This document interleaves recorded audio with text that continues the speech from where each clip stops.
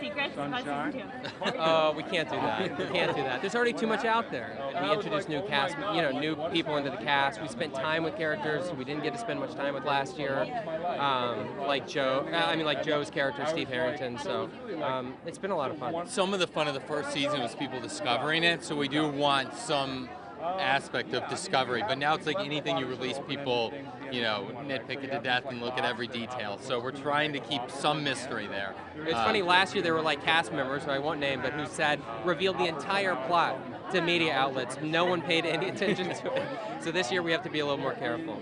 You do know that Hopper left some Eggo waffles in a box in the woods, and you know that rift, we never really saw it get closed, and you know that lab is still in some iteration out there, and you know that only certain people in the town knew what happened last year. So it's a year later, and so Hopper's under a lot of stress when we meet him because he's got to sort of put tops on all these pots.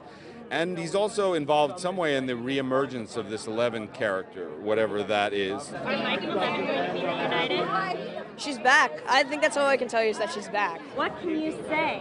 You don't know anything about how she's back. Right. You'll see, you'll see. What can you tell me about the monster this season? Because we've kind of you've seen some glimpses. You've seen some glimpses. Of something in the sky, yeah. I don't know if I want to give away more, but I will say that the threat that is introduced this season is something that will carry over for more than just this season. So it'll become sort of our main villain, shall we say, for the show. It's set a year after, and we're all sort of just dealing with the repercussions of last season. All of us have our little nooks and crannies of our characters, and Will is having this very, very weird ride through, who he really is, and if he's okay, if he's not very human anymore, So we're sort of trying to find out what's wrong with him.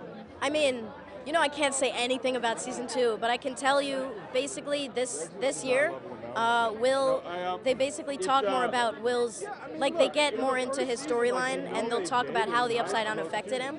But I can't say anything. I have a lot of emotionally challenging scenes this year too. I do think that this season's going to be a lot darker and a lot bigger and a lot faster paced. And there's a lot of scares and there's a lot of humor, and so it's just a very different flavor, which I'm excited to see what people think. It's going to be pretty dark. Yeah. I think there's a little more scope, so it's a little bit bigger. The stakes are higher, and we learned a lot making season 1, and so the hope is that it's even better. That's what we're trying to do. So yeah, there's not that element of surprise, but we do think we made it, a better season.